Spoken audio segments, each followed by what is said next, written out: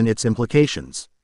The hush money trial of former U.S. President Donald Trump, stemming from payments made to adult film actress Stormy Daniels during his 2016 presidential campaign, has been a landmark event in American politics and legal history. This trial, which concluded with a guilty verdict on all 34 counts against Trump, has had significant legal and political ramifications, raising questions about the future of American democracy and the accountability of powerful figures. The hush money payments. The central issue of the trial revolved around a $130,000 payment made to Stormy Daniels by Trump's then lawyer, Michael Cohen, in the weeks leading up to the 2016 election. Daniels alleged she had a sexual encounter with Trump in 2006, a claim Trump denied. The payment was made to keep Daniels from publicly disclosing her story, which could have potentially damaged Trump's campaign. The legal charges. Trump was charged with 34 felony counts of falsifying business records, specifically related to the reimbursement of Cohen for the payment to Daniels. Prosecutors argued that Trump's actions were intended to conceal the true nature of the payment, thereby violating New York election law and potentially other state laws. The trial. The trial lasted 6 weeks, with the prosecution presenting a compelling case that included testimony from key witnesses like Cohen and former National Enquirer CEO David Pecker. Cohen, who had previously pleaded guilty to campaign finance violations related to the payment, testified that Trump had directed him to make the payment and later authorized the reimbursement scheme. Pecker, who had a history of working with Trump to suppress negative stories, also testified about the catch and kill strategy employed by Trump's campaign. Trump's defense team attempted to discredit Cohen's testimony, highlighting his previous criminal convictions and his falling out with Trump. They also argued that the prosecution's case was politically motivated and lacked sufficient evidence to prove that Trump had acted with criminal intent. The verdict. After deliberating for less than 10 hours, the jury found Trump guilty on all 34 counts. The verdict marked the first time a former U.S. president had been convicted of a crime. The legal implications. The guilty verdict has significant legal implications for Trump. He faces a maximum sentence of 4 years in prison for each count, though sentencing is scheduled for July 11. Legal experts suggest that while Trump may not face jail time due to his age, lack of prior convictions, and the unique nature of his case, the conviction will have a lasting impact on his legal standing. It will be a permanent stain on his record and could impact his ability to run for office again. The political impact. The trial has reignited political tensions in the U.S., with Republicans largely defending Trump and Democrats criticizing his actions. Trump's supporters have framed the trial as a politically motivated witch hunt, while Democrats have seen it as a necessary step towards holding Trump accountable for his actions. The trial has also raised broader questions about the future of American democracy and the rule of law. The fact that a former president was found guilty of a crime has sent shockwaves through the political system, highlighting the potential for legal accountability even for the most powerful figures. Moving forward, the guilty verdict in the hush money trial is just one of several legal challenges facing Trump. He is also facing multiple investigations and potential charges related to his efforts to overturn the 2020 election, his handling of classified documents, and his business dealings. The outcome of these cases, as well as the political fallout from the hush money trial, will continue to shape the political landscape in the U.S. for years to come. The trial has exposed deep divisions within the country and raised fundamental questions about the future of American democracy.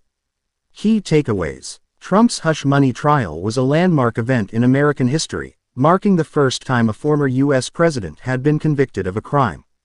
The trial focused on payments made to Stormy Daniels to suppress negative stories about Trump during his 2016 presidential campaign.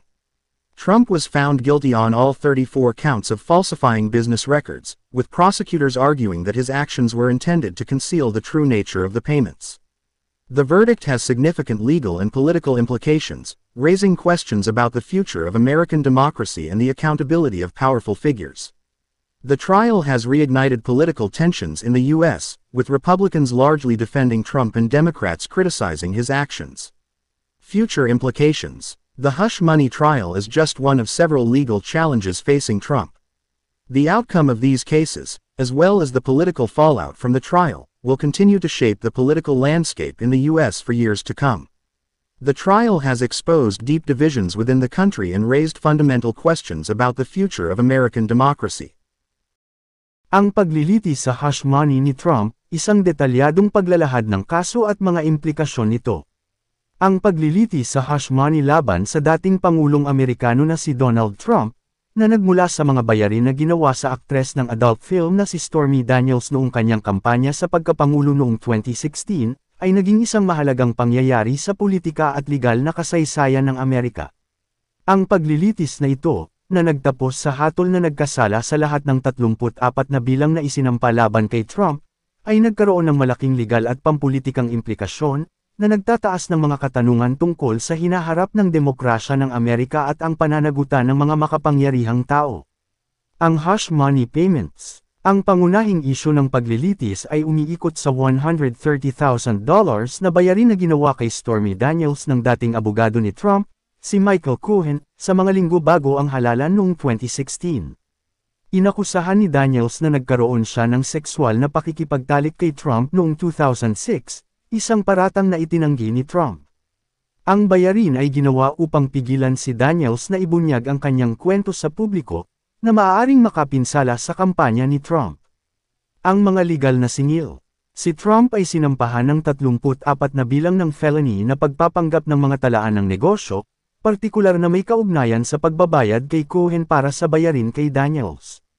Inakusahan ng mga taga-usig na ang mga aksyon ni Trump ay naglalayong itago ang tunay na kalikasan ng bayarin, sa gayon ay lumalabag sa batas sa halalan ng New York at posibleng iba pang mga batas ng estado. Ang paglilitis. Ang paglilitis ay tumagal ng 6 na linggo, kung saan ipinakita ng taga-usig ang isang nakakumbinsing kaso na kasama ang mga testimonya mula sa mga pangunahing saksi tulad ni Cohen at dating CEO ng National Enquirer na si David Pecker. Si Cohen, na dati nang nagkasala sa mga paglabag sa kampanya sa pananalapi na may kaugnayan sa bayarin, ay nagpatotoo na si Trump ang nag-utos sa kanya na gawin ang bayarin at kalaunan ay pinahintulutan ang scheme ng pagbabayad. Si Pecker, na may kasaysayan ng pakikipagtulungan kay Trump upang supilan ang mga negatibong kwento, ay nagpatotoo rin tungkol sa catch and kill na estratehiya na ginamit ng kampanya ni Trump. Sinubukan ng koponan ng depensa ni Trump na siraan ang testimonya ni Cohen, na binibigyang diin ang kanyang mga nakaraang kriminal na paniniwala at ang kanyang pag-aaway kay Trump. Inakusahan din nila na ang kaso ng taga-usig ay may pampulitikang motibo at kulang sa sapat na ebidensya upang patunayan na si Trump ay kumilos ng may kriminal na intensyon. Ang hatol. Matapos mag-deliberate ng wala pang 10 oras, nahatulan ng hurado si Trump na nagkasala sa lahat ng 34 na bilang. Ang hatol ay nagmarka ng unang pagkakataon na isang dating Pangulong Amerikano ay nahatulan ng isang krimen. Ang mga legal na implikasyon. Ang hatol na nagkasala ay may malaking legal na implikasyon para kay Trump. Nahaharap siya sa pinakamataas na parusa na 4 na taon sa bilangguan para sa bawat bilang, bagaman ang paghatol ay nakatakdang isagawa sa 11 ng Hulyo.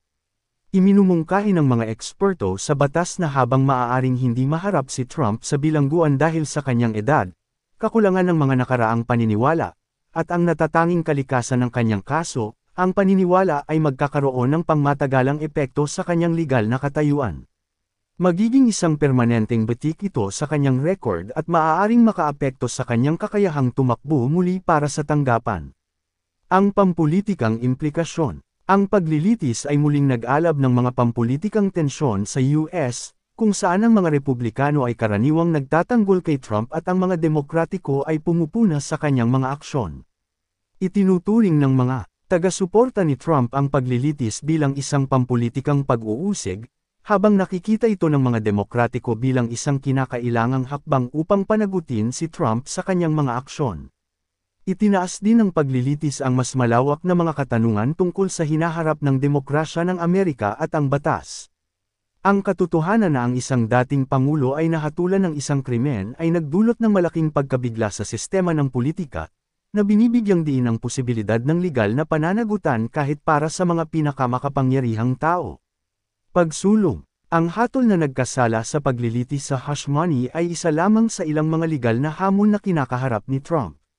Nahaharap din siya sa maraming investigasyon at posibleng mga singil na may kaugnayan sa kanyang mga pagsisikap na baligtarin ang halalan noong 2020, ang kanyang paghawak sa mga lihim na dokumento, at ang kanyang mga pakikipag-ugnayan sa negosyo. Ang kinalabasan ng mga kasong ito, pati na rin ang pampulitikang epekto mula sa paglilitis sa hush money, ay patuloy na magbibigay ng hugis sa pampulitikang tanawin sa US sa loob ng maraming taon. Ipinakita ng paglilitis ang malalim na pagkakahati sa loob ng bansa at nagtataas ng mga pangunahing katanungan tungkol sa hinaharap ng demokrasya ng Amerika. Pangunahing takeaways. Ang paglilitis sa hush money ni Trump ay isang mahalagang pangyayari sa kasaysayan ng Amerika, na nagmamarka ng unang pagkakataon na isang dating Pangulong Amerikano ay nahatulan ng isang krimen. Ang paglilitis ay nakatuon sa mga bayarin na ginawa kay Stormy Daniels upang supilan ang mga negatibong kwento tungkol kay Trump noong kanyang kampanya sa pagkapangulo noong 2016. Nahatulan si Trump na nagkasala sa lahat ng 34 na bilang ng pagpapanggap ng mga talaan ng negosyo, kung saan ipinaglaban ng mga tagayusig na ang kanyang mga aksyon ay naglalayong itago ang tunay na kalikasan ng mga bayarin. Ang hatol ay may malaking legal at pampulitikang implikasyon, na nagtataas ng mga katanungan tungkol sa hinaharap ng demokrasya ng Amerika at ang pananagutan ng mga makapangyarihang tao.